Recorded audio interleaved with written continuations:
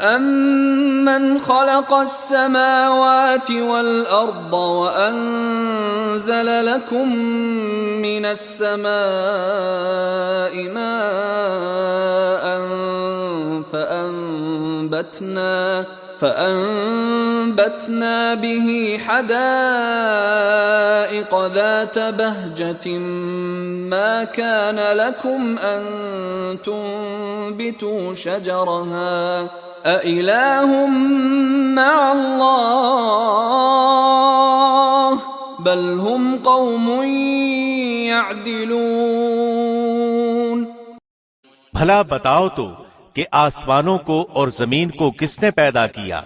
کس نے آسمان سے بارش برسائی، پھر اس سے ہرے بھرے بارونق باغات اگا دیے؟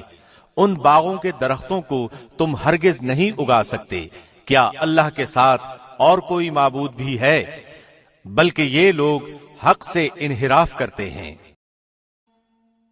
More precisely, is he not best who created the heavens and the earth and sent down for you rain from the sky, causing to grow thereby gardens of joyful beauty, which you could not otherwise have grown the trees thereof?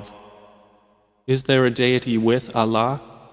No, but they are a people who ascribe equals to him.